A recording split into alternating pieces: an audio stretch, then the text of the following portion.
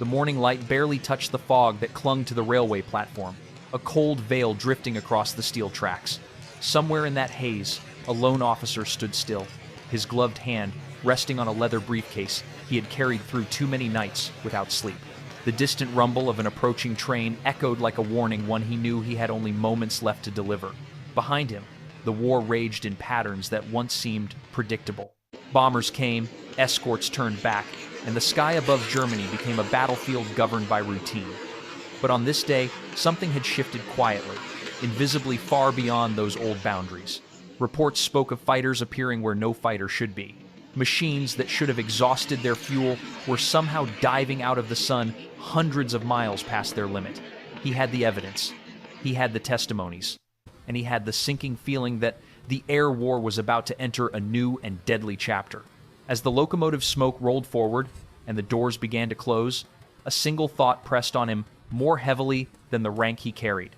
What happens to a nation at war when its leaders refuse to believe the truth? The air war over Germany in 1943 followed a rhythm so familiar that many in the Luftwaffe mistook it for stability.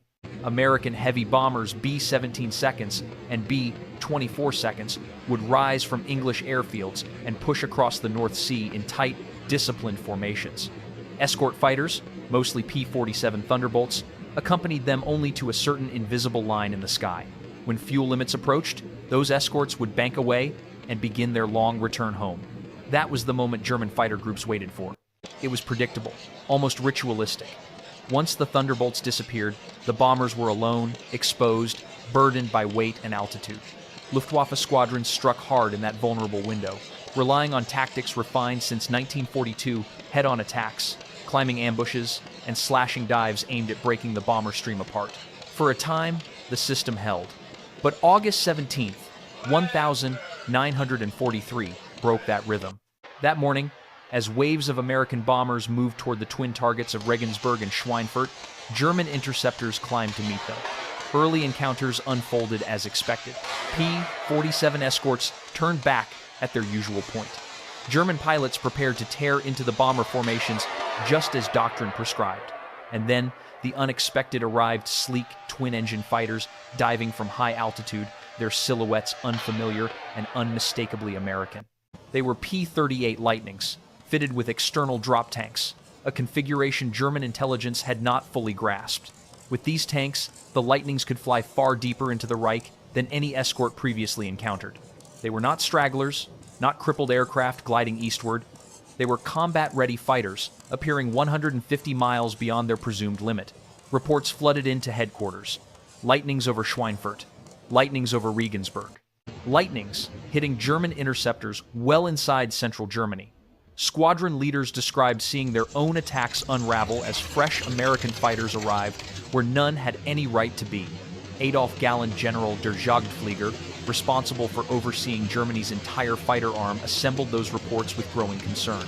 The implications were immediate and catastrophic. If American escorts could remain with their bombers deeper into Germany, the entire Luftwaffe interception doctrine would collapse. The window of vulnerability that German fighters depended on would shrink, then vanish entirely. Galland needed to deliver this intelligence directly to Reichsmarshal Hermann Göring.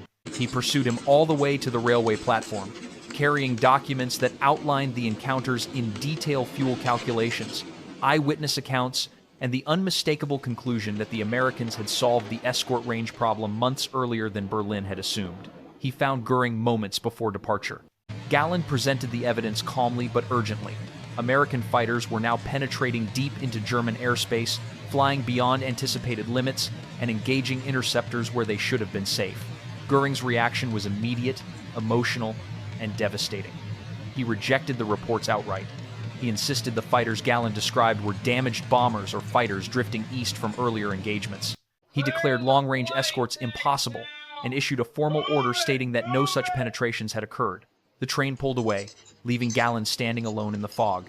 In that moment, he understood that Germany had not only misread its enemy, it had just refused to prepare for the threat that would define the rest of the air war. The weeks that followed August 17th made one truth impossible to ignore.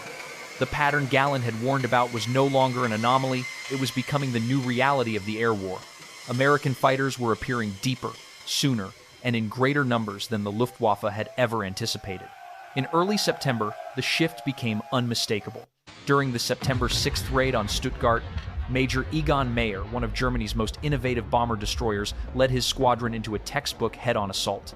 Mayer had perfected the tactic, understanding that frontal attacks minimized exposure to the dense defensive fire of American heavy bombers. His men approached the formation with precision, timing their dive to strike at the most vulnerable angle. But before the attack could fully develop, P-38 Lightnings plunged down from altitude, positioned above and behind the bomber stream, exactly where German doctrine assumed no escorts could be. The result was chaos. 3 German fighters were shot down in the first pass. Mayer himself survived only by forcing his Bf-109 into a near-vertical dive, pushing the airframe to its limits to outrun the heavier American fighter. He returned to base shaken, his squadron shattered, his tactics undone by a threat his superiors had insisted did not exist. Throughout September and October, similar encounters repeated across the Reich. German pilots launched attacks under the assumption that escorts would turn back at predictable points, only to be met by American fighters lying in wait. Some units lost a quarter of their strength in a single day. The Luftwaffe's most experienced aces found themselves fighting not only exhausted machines in overwhelming numbers, but a battlefield that no longer behaved according to their expectations. Then came Black Thursday, October 14th, 1943, the second Schweinfurt raid. 60 American bombers were shot down, a devastating loss for the 8th Air Force. But the German cost told a deeper story. 38 fighters lost, 42 pilots killed or wounded. Before long-range escorts arrived, the Luftwaffe could destroy 3 or 4 bombers for every fighter it sacrificed. By mid-October, that exchange rate had deteriorated to nearly 1-to-1. For Galland, the numbers carried a warning louder than any engine roar. Month by month, Luftwaffe losses were climbing. 87 fighters in June, 106 inches July, 174 inches August, 193 inches September, 224 inches October. The mathematics of attrition were turning against Germany. The Reich could replace aircraft. It could not replace pilots with 3 or 4 years of combat experience. Every seasoned pilot lost represented not just a missing cockpit, but a vanished instructor, someone who could have trained the next generation to survive. And then, in December 1943, the war shifted once more. A new silhouette appeared over Europe, sleek, fast, balanced, and lethal at altitude. The P-51 Mustang, equipped with the British Merlin engine, had arrived. With it came a realization Galland had feared from the moment he stood on that railway platform. The Americans had not only solved the range problem, they had introduced a fighter capable of out-climbing, out-turning, and outlasting nearly everything the Luftwaffe could put into the air. The window of vulnerability the Luftwaffe relied upon had closed. A new era of air combat had begun, and it favored the side willing to confront reality rather than deny it. By early 1944, the consequences of ignoring Galland's warning were no longer theoretical. They were written into the casualty lists that crossed his desk each morning, pages filled with names he had once known as confident young pilots, now marked killed, missing, or wounded. The Luftwaffe was bleeding out, and the bleeding was accelerating. The arrival of the P-51 Mustang transformed that pressure into collapse. The Mustang was not just another escort. It was the instrument that closed the final gap in the American strategy. With the Merlin engine and external drop tanks, it could fly to the heart of Germany, fight there, and still return home. For the first time, American bombers had continuous, high-altitude escort from takeoff to target and back. The Luftwaffe had no sanctuary left. In February 1944, the Americans demonstrated what this meant in practice. Operation Argument, big week. Their Argand of mine, for 6 relentless days, more than 3,500 American bombers struck aircraft factories across the Reich. Surrounding them were swarms of P-38 seconds, P-47 seconds, and P-51 seconds. The Luftwaffe threw every available fighter into the battle, including veterans who had survived since 1940. They flew multiple sorties per day, often with barely enough fuel to reach altitude. New pilots, some with fewer than 200 total flight hours, followed behind them. The outcome was catastrophic. The Luftwaffe lost 262 fighters, destroyed and 180 so badly damaged they could not be repaired quickly. But the true cost was measured in the pilots. roughly 100 killed, 90 wounded, 43 missing. Among the dead were squadron commanders and aces, whose experience could never be replaced.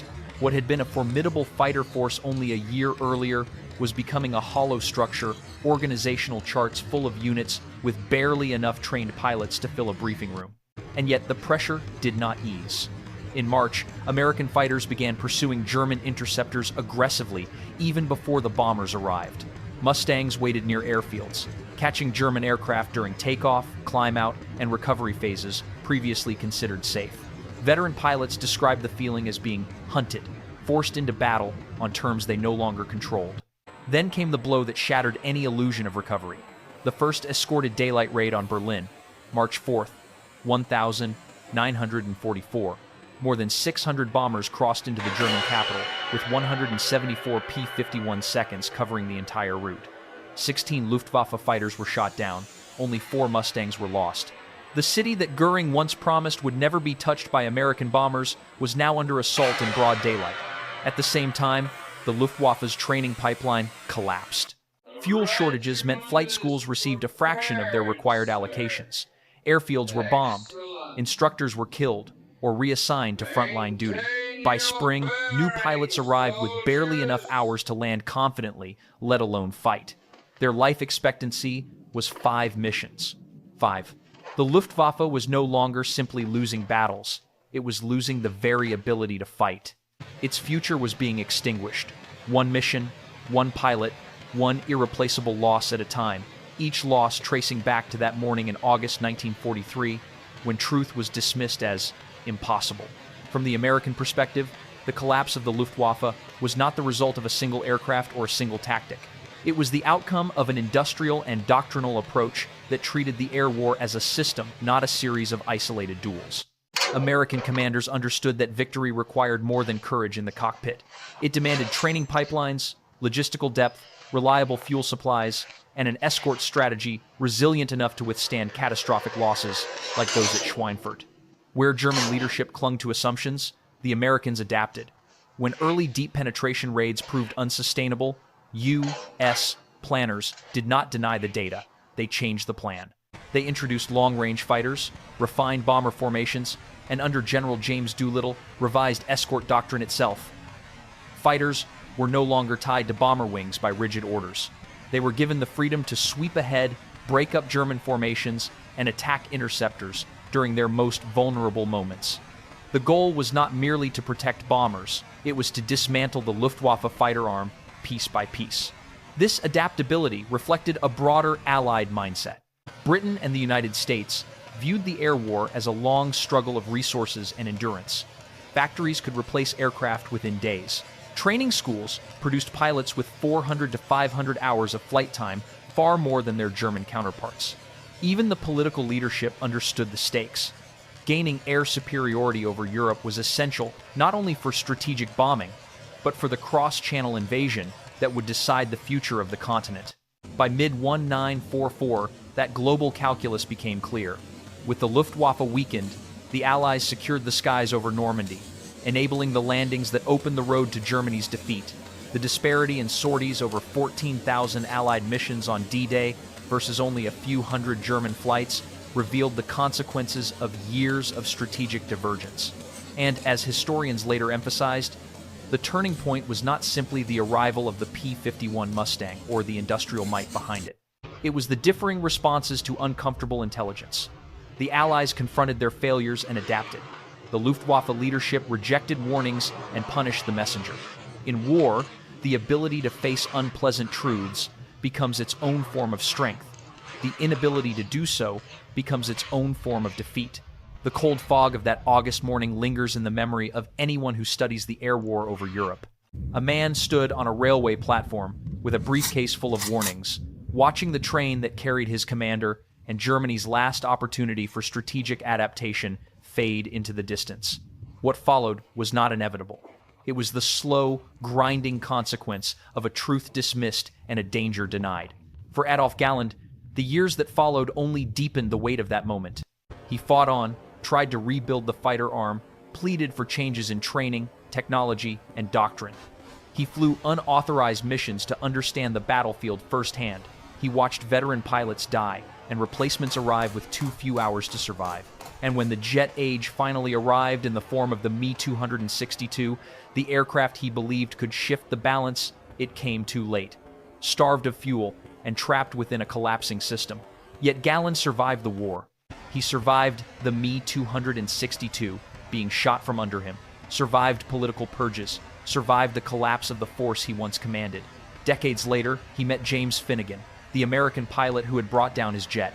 Their conversation, filmed in 1979, was calm, professional, almost gentle. Two men who had faced each other in the sky spoke not of victory or defeat, but of aircraft performance, decision-making, and the thin line between life and death. In that meeting, the bitterness of war dissolved into something more enduring, respect. Galland would often be asked when he knew the air war was lost. His answer never changed. August 1943. The moment he warned his commander about fighters appearing deep inside Germany, fighters his commander insisted could not exist. To Galland, everything that followed was simply the unfolding of that refusal. The legacy of this story reaches beyond the Second World War. It is a lesson in leadership, in the danger of comforting illusions, and in the cost of ignoring those who carry unwelcome truths. Air forces rise and fall on technology and training, but they endure or collapse on honesty. So a question remains, one that echoes far beyond the smoke of those ruined airfields. In any conflict, what costs more in the end? The enemy's strength or a leader's refusal to see it clearly? If this story resonates with you, consider joining us for more explorations of the moments that shaped military history. And if you have your own reflections about leadership, strategy, or the power of a single ignored warning, share them below. These conversations preserve the past, and they matter more than we often realize.